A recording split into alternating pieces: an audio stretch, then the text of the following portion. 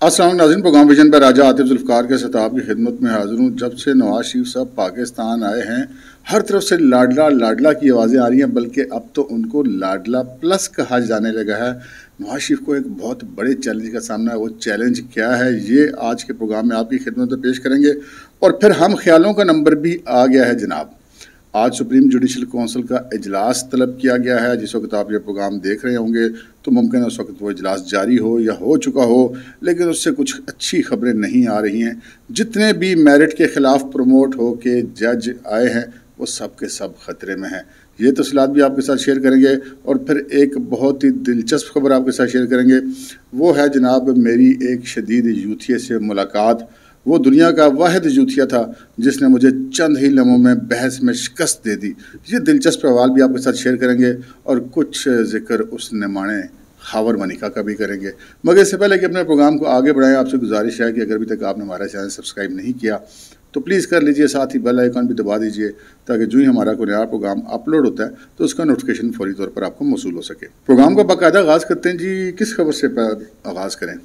अच्छा चलें, सबसे पहले उस दिलचस्प किस्से से आगाज़ कर लेते हैं जो आपको मैं भी सुनाने वाला हूँ कि एक शदीद जूथिया से मुलाकात हुई। आप देखें, एक बंदा हो जूथिया और ऊपर से वो हो शदीद, तो फिर आप मेरी हालत का अंदाज़ा कर सकते हैं कि उसने मेरे साथ क्या मेरी दुर्गत बनाई होगी कि मुझे फिर शिकस्त का एतराफ़ करना पड़ा। किस्सा ये है जी कि मेरे एक कुलीग हैं, साफ़ी हैं। वो एक दिन मेरे दफ्तर, चंद रोज़ पहले की बात है, तो मेरे दफ्तर तशरीफ़ लाए मुझसे मिलने के लिए। तो मैंने देखा उनके पीछे पीछे, उनके साथ साथ, यानी कि उनसे एक दो कदम पीछे होकर चल रहा था वो बंदा। उनके साथ आया था, कोई मिडिल एज आदमी था, मतलब 32-33 साल उसकी उम्र होगी। और वो आया और आते ही उसने वो मैं देखा कि वो ऐसे ऐसे करके ना बड़ी तनकीदी नज़रों से हमारे दफ्तर का जायज़ा लेता हुआ आ रहा। और मेरे कमरे में बैठ के भी कभी यूँ देखे, कभी यूँ देखे, कभी वो मुख्तलिफ जो दफ्तर में चीज़ें होती हैं उन्हीं की तरफ देखी जा रहा है, कभी मुझे बड़ी तनकीदी नज़रों से देखे। मुझे थोड़ा सा शक हुआ, मैं कि यार यह बंदा किसे मारे चे, यानी कि ये किसी मतलब चालाकी में आया है। तो मैंने अपने दोस्त से कहा कि यार आपने तारुफ नहीं करवाया इनका। तो उन्होंने कहा जी ये मेरे दोस्त हैं, ये फ़लाँ महकमे में मुलाजिम है। वो उन्होंने एक सरकारी महकमे का नाम लिया। आप ये समझ लेंगे जैसे कॉरपोरेशन है या जैसे वासा है या जैसे आरडी है, इस तरह के एक शहरी सरकारी महकमे का वो मुलाजिम था। तो महकमे का नाम लेना मुनासिब नहीं है। तो मैंने कहा जी अच्छा जी। तो साथ ही वो मुझे बंदा कहने लगा कि जी ये तो तुहाडा तुसी इत्थे मीडिया का काम करदे हो। मैंने कहा भाई कोशिश तो यही करते हैं, तो तुसी भी मतलब जो ने वो पटवारी हो। मैंने कहा जी वो मतलब पटवारी, हम तो यार साफ़ी हैं। नहीं नहीं, मैंने लगता है तुसी पटवारी हो। मैंने कहा यार अच्छा, बड़ी रिसर्च करके आया हमारे बारे में। तो उसकी जो गुफ्तगू थी उससे लग रहा था कि वो मतलब वो फरमाइश करके आया मेरे दोस्त के साथ कि यार मैंने उसे लैके जाऊँ, मैं उन्होंने नाल कोई बहस बुस करने का उसका प्रोग्राम था। अब हमारा तो मेहमान था यार, हम मेहमान के साथ तो बंदा उस तरह की बहस नहीं कर सकता। तो वो खैर चाय वाई आई और फिर उसने कहा जी कि तुसी भी एक तरफा ही खबर देंदे हो, मैं देखा थोड़े भी लाग। मैंने उसको एक बात स्टार्ट में समझाई, क्योंकि उसके बाद तो फिर मुझे बोलने का मौका ही नहीं मिला। मैंने उसको कहा कि यार बात यह है कि ख़बर ये नहीं होती कि वो किसी के हक़ में है या किसी के ख़िलाफ़ है। ख़बर ठीक होनी चाहिए, उसकी क्रेडिबिलिटी होनी चाहिए कि जो ख़बर मैंने दी है वो दुरुस्त है या नहीं है, उस ख़बर पे मैं स्टैंड कर सकता हूँ या नहीं स्टैंड कर सकता। तो फिर वो लाजिम बात है, हर ख़बर जो कि दुरुस्त होगी मैं तो क्रेडिबिलिटी उसकी दुरुस्तगी को देखूँगा, उसकी साख को देखूँगा।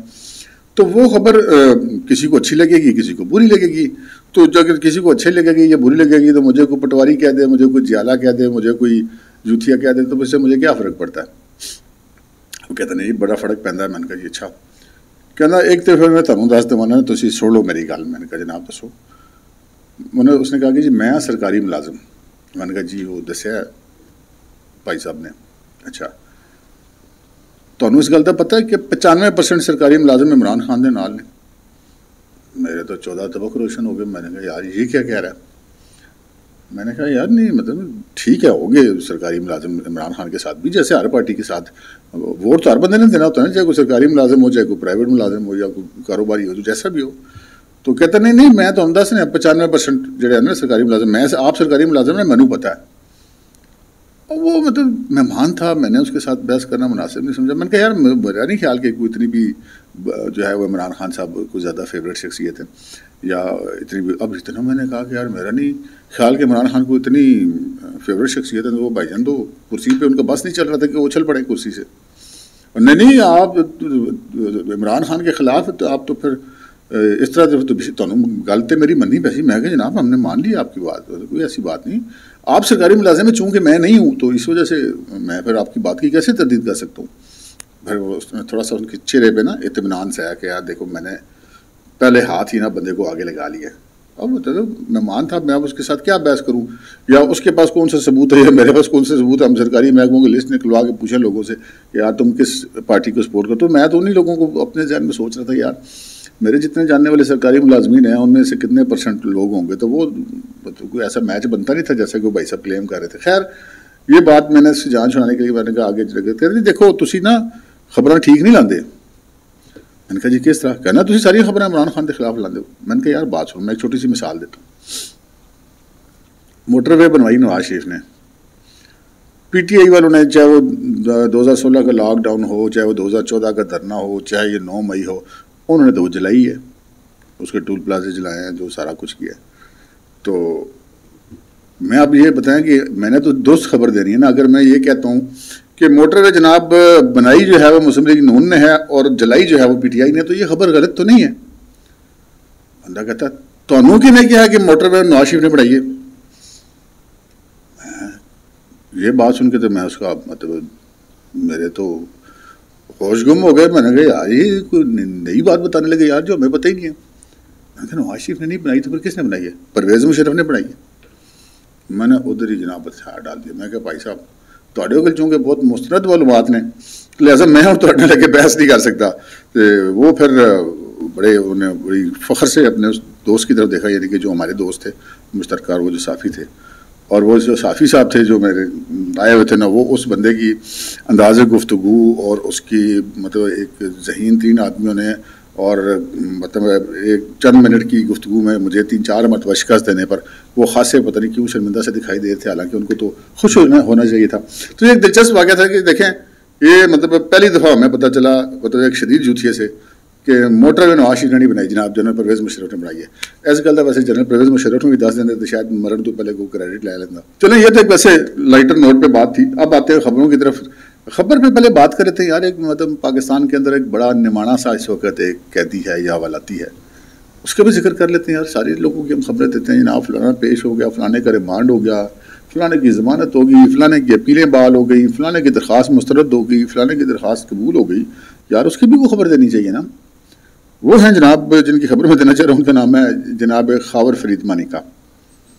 बुशरा बीबी के जो साबिक शोर हैं वो खावर फरीद मानिका, उनका मैं वो चूँकि आजकल गिरफ़्तार हैं तो उनकी भी पेशी थी कल जो है वो एंटी करप्शन कोर्ट में साहिवाल में।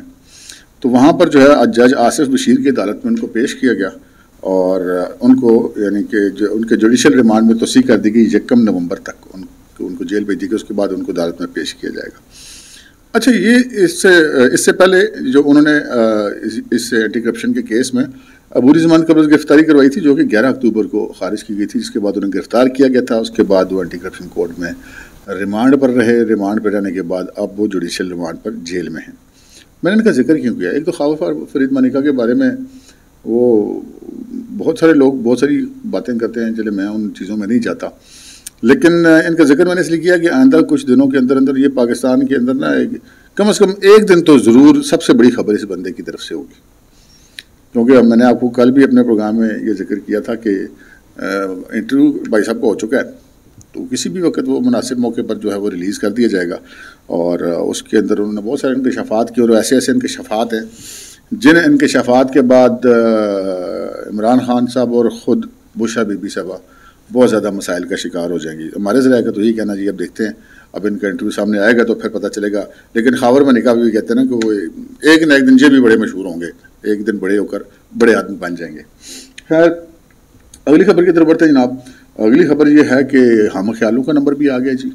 हम ख्यालों का नंबर इस तरह से आ गया है कि आपको पता है वो पहले तो जिस भी जज के ख़िलाफ़ कोई शिकायत आ जाती थी, कोई रेफरेंस आ जाता था, तो उमर अता बंदयाल साहब तो उसके ऊपर कोई कार्रवाई नहीं करते थे। जुडिशल कमीशन का इजलास ना बुलाने की तो कसम खाई थी उन्होंने, पूरे अपने टेन्योर में जुडिशल कमीशन का कोई इजलास नहीं बुलाया।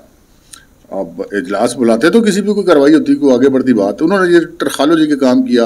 अच्छा, ज़ाहिर अली अकबर नकवी जस्टिस जो हैं सुप्रीम कोर्ट के, उनके हवाले से कंप्लेंट आ गई तो उसको मतलब फॉरवर्ड कर दिया सीनियर जज जो है सरदार तारिक अबजी, इस पर कमेंट्स देते हैं। उन्होंने कमेंट्स दे दिया कि जनाब वो इसकी तो होनी चाहिए। अच्छा, वो फिर उसको रख के बैठ गए। और फिर जब वो बेंच बनाते थे, फिर जब मुज़्ज़ार अली अकबर नकवी की और परवेज़ लाई की ऑडियो लीक हो गई तो उस ऑडियो लीक के कमीशन पे भी उन्होंने कार्रवाई नहीं बढ़ने दी, उसके खिलाफ भी स्टे दे दिया। हालांकि उसकी कमीशन की सरबराही खुद चीफ जस्टिस के बाद जो सीनियर मोस्ट जज थे उस वक्त जस्टिस काजी फाइज साहब जो इस वक्त चीफ जस्टिस है वो कर रहे थे, लेकिन उसके स्टे दे दिया महज इसलिए कि मकसद था जस्टिस मुज़्ज़ार अली अकबर नकवी के खिलाफ इंक्वायरी ना हो। अच्छा, अब जस्टिस मुज़्ज़ार अली अकबर नकवी जो है वो उनके खिलाफ कंप्लेंट्स तो मौजूद हैं। तो जनाब चीफ जस्टिस काजी फाइज ईसा ने आज इजलास बुलाया हुआ है सुप्रीम जुडिशल काउंसिल का।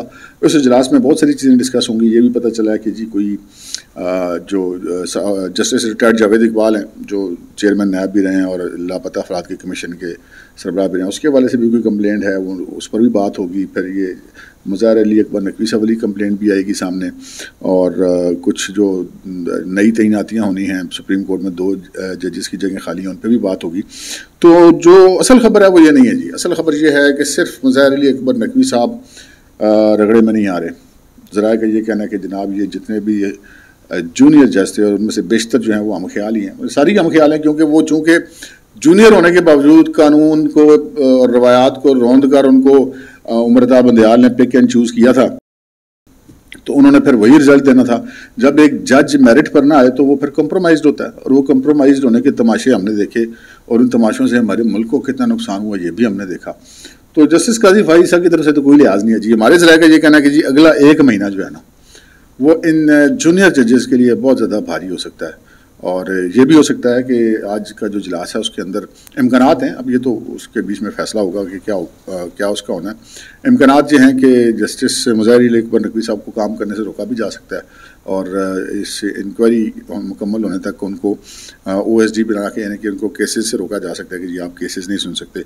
ये भी हो सकता है जूनियर जजेस के हवाले से इसकी जब जुडिशल कमीशन की कार्रवाई मुकम्मल होगी, चाहे वो 1 तारीख में होती है, 2 तारीखों में होती है, 3 तारीखों में होती है, जितने इजलासों में भी होती है, तो इस चीज़ का हमारे ज़राए कहने के इम्कान बहुत ज़्यादा है कि कम अज़ कम कोई ना कोई पॉलिसी असूल जो है वो वज़ा कर लिया जाएगा जूनियर जजेस के हवाले से।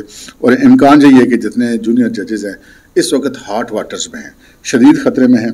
किसी भी वक्त सुप्रीम जुडिशल काउंसिल कोई ऐसा फ़ैसला कर सकता है जो उनके लिए शायद कोई अच्छी खबर ना हो। उनको वापस उनको जो पुरानी जो पोस्टिंग्स हैं, यानी कि अगर कोई हाई कोर्ट से आया या लाहौर हाई कोर्ट से आया या बलोचिस्तान हाई कोर्ट से आया या सिंध हाई कोर्ट से आया तो उनको, या KP high court, Peshawar high court से आया तो उनको वापस जाना पड़ सकता है। तो ये एक, वो कहते हैं ना कि चिराग सब के बुझेंगे हवा किसी की नहीं।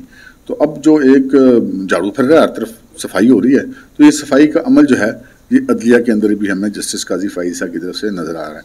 अच्छा, अब खबर आते हैं जनाब, वो जो मैं असल खबर आपके साथ डिस्कस करना चाह रहा हूँ वो है जनाब, आप जब से नवाज शरीफ साहब आए जनाब हर पास से नवाज शरीफ हो गई, यानी कि बेजा हो गई। और उस बेजा का नतीजा क्या हो गया, हर तरफ से वाज़ेह नहीं। सबसे पहले लाडला प्लस कहा पाकिस्तान पीपल्स पार्टी ने उनको, उसके बाद फिर सारे शुरू हो गए। अब इस वक्त सिचुएशन ये है कि जितने भी वो कहते हैं ना कवाल और नवाब, वो सारे लगे हुए हैं कि लाडला प्लस है जी, लाडला प्लस है, लाडला प्लस है। हालांकि जितनी अभी तक नवाज शरीफ के आने के बाद जितनी कार्रवाई हुई है उसके अंदर मुझे तो, आप इसको तसब्बुब कह लें या जो भी कह लें, हम तो फैक्ट पे बात करेंगे। कोई बंदा ये नहीं कह सकता कि क्योंकि लाहौर का जो जलसा है उसमें कोई गवर्नमेंट ऑफ पंजाब का या फेडरल गवर्नमेंट का कोई हिस्सा है, किसी एजेंसी का कोई हिस्सा है, क्योंकि इस्टेब्लिशमेंट ने उनको जलसा अरेंज करके दिया हो सारा कुछ, जैसे इमरान खान को करके दिए थे 2011 में। वो मुस्लिम लीग नून खुद कितनी मुतहर्रिक हुई, कितनी फाल हुई, वो सारी चीज़ें सारी रिकॉर्ड के ऊपर है। तो वो अब आए, अब उनकी अपीलें भी बहाल होगी, उन्होंने अदालत के प्रोसेस से गुजर के अपनी अपीलें बार कराई, अदालत में जाके ज़मानतें ली। लेकिन एक सिचुएशन नज़र आ रही है कि खान जो नवाज शरीफ साहब हैं वो अगले इलेक्शन में खासा, यानी कि ज़्यादा इम्कान है इस चीज़ का कि वो बड़े आराम से कंफर्टेबल तरीके से इलेक्शन जीत जाएंगे और इक़्तिदार में आ जाएंगे। वो खुद आते हैं, ज़्यादा इम्कान तो यही है। पंजाब में वो किसे लाते हैं किसे नहीं लाते, ये सारी बातें चल रही हैं। फिर जो है वो और भी जगहों पे उनकी हिकमत अमली चल रही है। यहाँ पे एक इंसानी नफ्सियात का मैं जिक्र करूँगा। इंसानी नफ्सियात बड़ी अजीब चीज़ होती है जी। आप जो बंदे किसी के साथ चल रहे हो, जैसे अभी पाकिस्तान पीपल्स पार्टी बहुत दफ़ा नवाज शरीफ साहब के हक़ में हुई, बहुत दफ़ा खिलाफ हो गई, मतलब कभी चलता रहता है, सियासत है। मौलाना फजल रहमान साहब जो बड़े अरसे से तसलसल के साथ नवाज शरीफ साहब की हिमायत में चल रहे हैं, इस तरह मुख्तलिफ पार्टियाँ हैं। इस वक्त ना वो एक फीलिंग जो होती है ना, अंदर की एक फीलिंग, जो बंदा देखता है ना कि यार ये तो आगे वज़ीर आज़म बनना, मतलब हमारा इसमें चांस कोई नहीं है, वो एक जो एक हसद आप कह लें या एक शरीका कह लें, वो वाली फीलिंग आनी शुरू हो जाती है और मतलब बंदा तल्ख हो जाता है। ये आप इसको अपने गली मोहल्ले में देख लें, अपनी रिश्तेदारियों में देख लें, ये हर जगह पे ये एक बड़ी नेचुरल बात होती है। हर बंदे का इतना ज़र्फ होता नहीं है। और सियासत में तो खैर जब आपने मुकाबले में रहना हो, तो जब उनको ये नज़र आ रहा है कि वो जीत जाएंगे, तो कहा कि पहले ही रौला पा दो, जी लाडला प्लस है जनाब, सिर्फ लाडला नहीं है, लाडला प्लस है, कि ताकि ये तासुर कायम किया जा सके कि जी ये नवाज शरीफ की मकबूलियत शूलियत कोई नहीं है, ये तो इस वजह से जीत रहे हैं कि लाडले प्लस हैं। तो ये एक बहुत बड़ा चैलेंज है जिसका सामना अब नवाज शरीफ साहब को करना पड़ेगा इलेक्शनों तक और शायद उसके बाद भी। क्योंकि देखें ना, पाकिस्तान तहरीक इंसाफ तो मौलाना फजल रहमान की इमामत में खड़ी हो गई, जाके इमरान खान का पैगाम भी पहुंचाया। और मुझे वो भी किसी ने बताया कि जी वो तो जो असद कैसर साहब हैं, उन्होंने मीडिया से गुफ्तगू करते हुए ये भी कहा कि जी हम इमरान खान साहब के कहने पे उनका पैगाम लेके मौलाना के पास गए हुए थे। देखो सारे आंखों सुभान अल्लाह। तो ये सिचुएशन है जो अगर मौलाना उनके साथ मिल सकते हैं, और PDM की तर्ज पे इत्तेहाद की भी उन्होंने दावत दी है, मैंने आपको अपने पिछले व्लॉग रात वाले में बताया था। तो इसी तरह पीपल्स पार्टी तो पहले ही वो लाडले प्लस वाला बड़ा प्रॉब्लम है, तो ये कुछ भी हो सकता है। अब दूसरी तरफ मुस्लिम लीग नून जब देख रही है कि अच्छे ये सारे लोग इस तरह कर रहे हैं, तो फिर तो एनजी सही, ऊपर से उन्होंने सिंध के अंदर उन्होंने पेनिट्रेट करना शुरू कर दिया, बलोचिस्तान के अंदर पेनिट्रेट करना शुरू कर दिया, KP के अंदर पेनिट्रेट करना शुरू कर दिया। तो अब भी नवाज शरीफ साहब कानूनी मसले से निकले, अगले 2-3 दिनों में यानी कि अब ये असम्बली की 1 नवंबर से फुल इलेक्शन का माहौल बन जाएगा, तो फिर लग पता जाएगा। अब तक के लिए इतना ही, इजाज़त दीजिए, अल्लाह हाफिज़।